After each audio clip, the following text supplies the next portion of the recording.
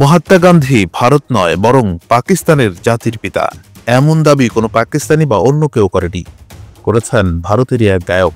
এ নিয়ে নিজের বক্তব্যের পক্ষে যুক্তিও তুলে ধরেছেন তিনি, যা নিয়ে শুরু হয়েছে তুমুল আলোচনা সমালোচনা।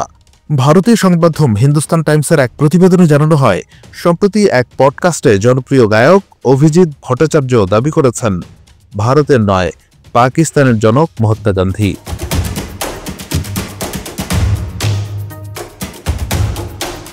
এ নিয়ে সামাজিক যোগাযোগ মাধ্যমে আলোচনা তুঙ্গে। অভিজিৎ ভট্টাচার্য আরও বলেন, পঞ্চম দা অর্থাৎ আর.ডি. বর্মন মহাত্মা গান্ধীর চেয়ে বড় ছিলেন। মহাত্মা গান্ধী যেমন জাতির জনক ছিলেন, তেমনি পঞ্চম দা ছিলেন সঙ্গীত জগতের জাতির জনক। এই সঙ্গীত শিল্পী আরও বলেন, পঞ্চম দা মহাত্মা গান্ধীর চেয়ে বড় ছিলেন, তিনি ছিলেন সঙ্গীতের রাষ্ট্রপিতা। আর মহাত্মা গান্ধী পাকিস্তানের জাতির পিতা ছিলেন, ভারতের নয়। ভারত সবসময় ছিল, পাকিস্তান সৃষ্টি হয়েছে। ভুল করে মহাত্মা গান্ধীকে আমাদের জাতির জনক বলি।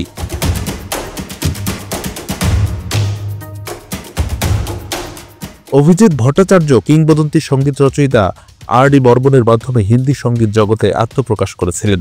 তবে দুইজনের প্রথম আলাপ একটি বাংলা সিনেমায় কাজ করার সময়।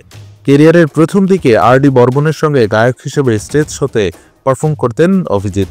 পরে অভিনেতা মিঠুন চক্রবর্তী, বিজয় আনন্দ, আমির খান, শাহরুখ খান, সালমান খান, সাইফ আলী খান, সানি দেওল, সঞ্জয় দত্ত, গোবিন্দ, অক্ষয় খান্না, অক্ষয় কুমার, সুনীল শেঠি, অজয় দেবগন সহ অসংখ্য জনপ্রিয় বলিউড অভিনেতার জন্য গেয়েছেন অভিজিৎ ভট্টাচার্য।